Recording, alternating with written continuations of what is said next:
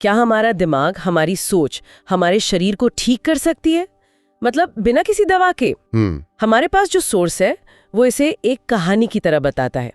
एक आदमी है, ठीक है, बाहर से देखने में एकदम फिट, अच्छा, लेकिन अंदर से उसे अस्थमा है, घुटनों में दर्द, दिल की धड़कन की समस्या, मतलब कई परेशानियां हैं।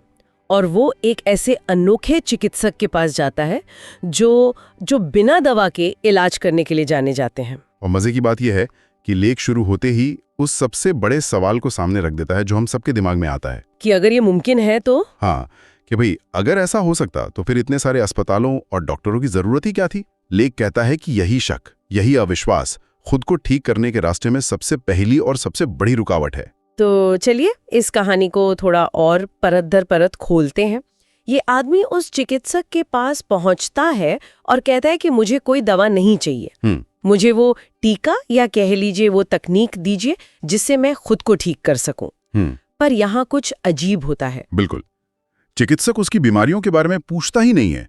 उसका पहला सवाल लक्षणों पर नहीं बल्कि माइंडसेट पर होता है। अच्छा, क्या पूछता है वो? वो पूछता है, तुम्हें पूरा विश्वास है कि तुम अपनी बीमारी खुद ठीक कर सकते हो? 1 मिनट रुककर इस पर सोचना चाहिए। ये कितना अलग है। हाँ, ये तो है। लेख का तर्क है कि ये सिर्फ कोई पॉजिटिव सोच वाली बात नहीं है, ये एक स्विच की तरह है। जिन लोगों को ये गहरा विश्वास होता है कि उनका शरीर खुद में एक हीलिंग मशीन है, सिर्फ वही लोग उस मशीन को ऑन कर पाते हैं। 1 मिनट, तो मतलब चिकित्सक का पहला सवाल ये नहीं है कि दर्द कहाँ है या कब से है, नहीं, बल्कि ये है कि क्या तुम्हें यकीन है। ये तो किसी डॉक्टर से ज्यादा किसी आध्यात्मिक गुरु जैसा लग रहा है। क्या ये सिर्फ एक साइकोलॉजिकल ट्रिक नहीं है? ये एक बहुत अच्छा सवाल है और लेख इसे एक ट्रिक की तरह नहीं बल्कि एक बुनियाद की तरह पेश करता है।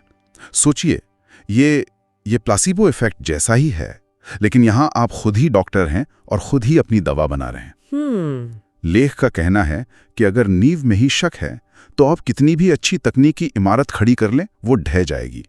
बिना विश्वास के शरीर हीलिंग मोड में जाता ही नहीं है, वो हमेशा बाहरी मदद का इंतजार करता रहता है। ठीक है, तो मान लेते हैं कि किसी को ये विश्वास है। अब पहला एक्शनेबल स्टेप क्या है? मतलब पहला काम क्या करना है? पहला कदम है अपने शरीर के सिग्नल्स के प्रति सेंसिटिव होना। चिकित्सक का कहना है कि हमारा शरीर लगातार हमसे बात करता है, लेकिन हम इतने शोर में रहते हैं कि हमें कुछ सुनाई ही नहीं देता। हम उन सिग्नल्स को नजरअंदाज कर देते हैं। बिल्कुल। और यहीं पे ध्यान या मेडिटेशन का रोल आता है ना?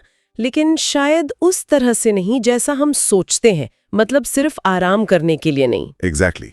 लेख के मुताबिक यहाँ मेडिटेशन का मकसद शांति पाना नहीं है, बल्कि अपनी सेंसिटिविटी को बढ़ाना है।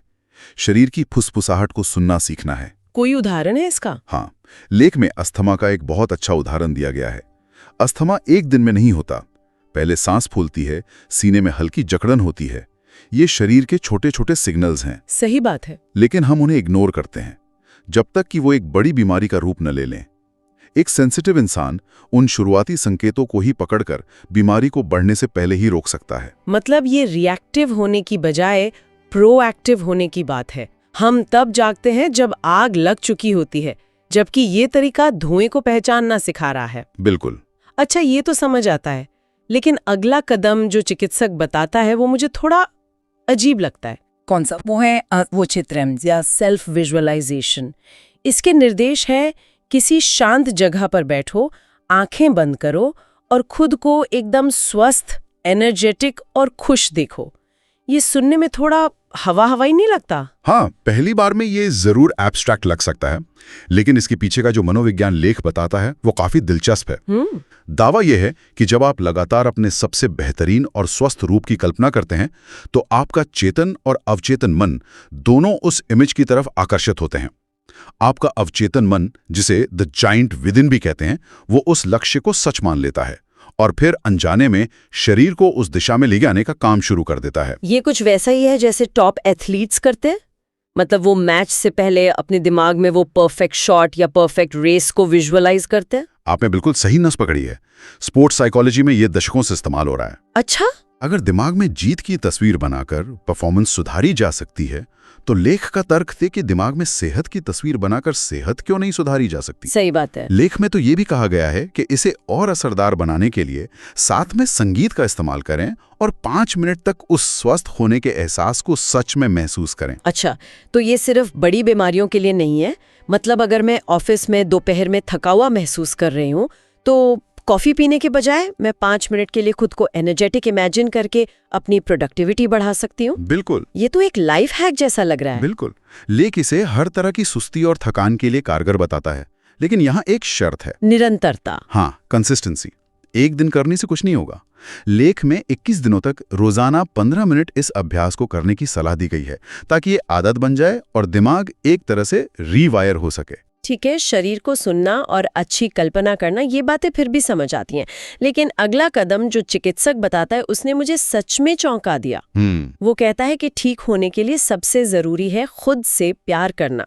जब कोई बीमार होता है, दर्द में होता है, तो वो तो चिड़चिड़ा हो जाता है, अपने शरीर से नफरत करने लगता है। ऐसे में खुद से प्यार कैसे करे? और यही इस पूरी प्रक्रिया का सबसे मुश्किल लेकिन शायद सबसे जरूरी हिस्सा हो सकता है। लेख एक बहुत महत्वपूर्ण सवाल उठाता है, जो इंसान खुद से ही प्यार नहीं करता वो खुद को ठीक करने की मेहनत क्यों करेगा? ये तो है। जब हम बीमार होते हैं तो अक्सर ऐसी बातें सोचते हैं, इस बीमारी से तो अच्छा भगवान उठा ले, या मेरा शरीर तो बेकार है। हाँ, होता है ऐसा। लेख के मुताबिक ये नेगेटिव सेल्फ टॉक आपके शरीर की लड़ने की इच्छा को ही खत्म कर देता है। ये आपके अंदर के डॉक्टर को एक सिग्नल देता है कि अब लड़ने की जरूरत नहीं है, क्योंकि मरीज खुद ही हार मान चुका है। ये तो बहुत गहरी बात है। मतलब हमारा अंदरूनी संवाद या तो हमारी दवा बन सकता है या जहर। बिल्कुल, और ये सीधे तौर पर पिछले स्टेप यानी विजुअलाइजेशन से भी जुड़ा है। कैसे? अगर आपके मन में अपने लिए प्यार और सम्मान नहीं है तो आप खुद की एक स्वस्थ और खुशहाल तस्वीर की कल्पना कैसे कर पाएंगे? वो कल्पना खोखली और बेजान होगी। अच्छा। लेख का दावा है कि जब आप खुद से प्यार करते हैं तो ये एहसास आपके दिमाग को वो केमिकल्स बनाने के लिए प्रेरित करता है जो हीलिंग के लिए जरूरी हैं। प्यार यहाँ सिर्फ एक भावना नहीं, एक बायोकेमिकल ट्रिगर है। वाह, तो ये सब सिर्फ मन में सोचने वाली बातें नहीं है। चिकित्सक इसके बाद बहुत प्रैक्टिकल चीजों पर भी आता है ना? जी। जैसे कि डेली रूटीन। हाँ, क्योंकि ये सब एक वैक्यूम में नहीं हो सकता। चिकित्सक साफ कहता है कि आपकी दिनचर्या ही आपकी सेहत की नींव है। आप क्या खाते हैं, कब खाते हैं, कितनी नींद लेते हैं, एक्सरसाइज करते हैं या नहीं, और किन लोगों के साथ अपना समय बिताते हैं। हाँ, वो भी। ये सब कुछ मायने लगता है। और इसका कनेक्शन क्या है? एक खराब रूटीन और बीमारी के बीच सीधा क्या संबंध है? संबंध है तनाव यानी स्ट्रेस। एक खराब दिनचर्या जैसे देर रात तक जागना, जंक फूड खाना, एक्सरसाइज न करना, ये सब शरीर में लगातार एक लो ग्रेड स्ट्रेस पैदा करता है। और तनाव की स्थिति में शरीर का इम्यून सिस्टम कमजोर हो जाता है, जिससे वो बीमारियों का आसानी से शिकार बन जाता है।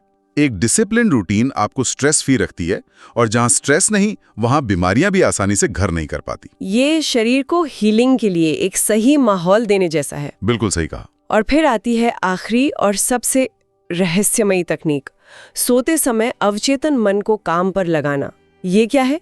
ये एक तरह से अपने दिमाग को रात भर के लिए एक मिशन पर भेजने जैसा है। मिशन? हाँ, सराय यह है कि जब आप सोने जा रहे हों, उस नींद और जागने के बीच की अवस्था में बस शांति से खुद को ये एहसास दिलाएं कि आपकी बीमारियां ठीक हो रही हैं, वो जड़ से खत्म हो रही हैं। कोई जोर जबरदस्ती नहीं, बस एक शांत निर्देश। इसके पीछे का लॉजिक क्या है? लॉजिक ये है कि दिन के समय हमारा चेतन मन बहुत एक्टिव होता है। वो तर्क करता है, शक करता है, चिंता करता है। सही बात है। लेकिन रात में जब चेतन मन सो जाता है, तब हमारा अवचेतन मन सबसे ज्यादा जागृत और रिसेप्टिव होता है। तो सोने से ठीक पहले उसे दिया गया कोई भी निर्देश या विचार, वो उसे बिना किसी सवाल के स्वीकार कर लेता है और रात भर उस पर काम करता है। ये सुनने में तो बहुत पावरफुल लगता है। है भी। आधुनिक न्यूरोसाइंस में भी न्यूरोप्लास्टिसिटी की बात होती है, जहां हमारा दिमाग लगातार खुद को रीवायर करता है। तो ये विचार कि हम सोते समय अपने दिमाग को प्रोग्राम कर सकते हैं, उतना भी अविश्वसनीय नहीं लगता जितना पहली बार में सुनाई देता है। ठीक है, ये सारे कदम बहुत दिलचस्प है, पर अब उस बड़े सवाल पर आते हैं। क्या ये लेख कह रहा है कि हमें डॉक्टरों के पास जाना बंद कर देना चाहिए? नहीं, बिल्कुल नहीं। और ये समझना बहुत जरूरी है, लेख आधुनिक चिकित्सा को खारिज नहीं करता, लेकिन उसकी जगह को बदल देता है। मतलब? सलाह यह है कि पहले इन आत्म उपचार के तरीकों को पूरी ईमानदारी से आजमाएं, इन्हें अपनी पहली डिफेंस लाइन बनाएं। डॉक्टर के पास तब जाएं जब आपको लगे कि आप खुद को ठीक करने में असफल हो रहे हैं। तो ये आत्म उपचार को प्राइमरी ऑप्शन और बाहरी मदद को सेकेंडरी ऑप्शन के रूप में रखता है। एग्जैक्टली। लेकिन यहाँ पर लेख एक बहुत ही प्रोवोकेटिव, एक बहुत बड़ी बात की तरफ इशारा करता है। वो कहता है कि शायद ये ज्ञान समय के साथ जानबूझकर दबा दिया गया क्योंकि इससे डॉक्टरों और अस्पतालों के व्यवसाय को खतरा था। ये कॉन्स्पिरेसी थ्योरी जैसा लगता है। हाँ, ये एक बहुत बड़ा दावा है और इस पे अलग अलग राय हो सकती है। इसे एक संगठित साजिश के तौर पर देखना शायद ज्यादा हो जाएगा। तो फिर? लेकिन अगर हम इसे एक सिस्टमिक इशू के तौर पर देखें तो बात में कुछ दम लगता है। हमारा आज का मेडिकल सिस्टम बीमारियों के मैनेजमेंट पर ज्यादा ध्यान देता है, प्रिवेंशन या सेल्फ हीलिंग पर कम। ये एक बिजनेस मॉडल का मुद्दा ज्यादा हो सकता है। बिल्कुल। एक व्यक्ति जो खुद को ठीक कर सकता है वो एक अच्छा रिपीट कस्टमर नहीं है। तो जाहिर है सिस्टम उन तरीकों को ज्यादा बढ़ावा देगा जिनसे पैसा बनता है, जैसे दवाइयां और सर्जरी। मतलब ये किसी डॉक्टरों की गुप्त मीटिंग की साजिश नहीं, बल्कि इस बात का नतीजा है कि कौन सा तरीका ज्यादा प्रॉफिटेबल है। ये एक सोचने वाली बात है। बिल्कुल। ये ज्ञान किसी के लिए फायदेमंद नहीं है सिवाय उस व्यक्ति के जो इसे इस्तेमाल करता है। इसलिए शायद ये कभी मुख्य धारा में आ ही नहीं पाया। तो अगर हम आज की इस पूरी चर्चा को समेटे तो ये लेख आत्म उपचार के लिए एक पूरा पैकेज देता है। इसकी शुरुआत होती है अटूट विश्वास से, फिर आता है शरीर के संकेतों को सुनना, उसके बाद स्वस्थ होने की कल्पना करना, खुद से प्यार करना, एक अनुशासित दिनचर्या बनाना और आखिर में अपने अवचेतन मन को हीलिंग के काम पर लगाना। हाँ, इसका मूल विचार यही है कि ठीक होने की शक्ति कहीं बाहर नहीं, हमारे अंदर ही है। ये तरीके बस उस सोई हुई शक्ति को जगाने की चाबियां हैं।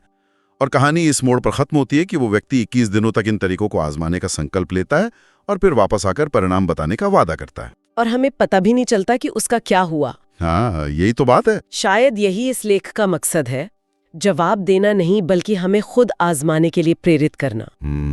और ये हमें आज के लिए एक अंतिम बड़े सवाल के साथ छोड़ जाता है।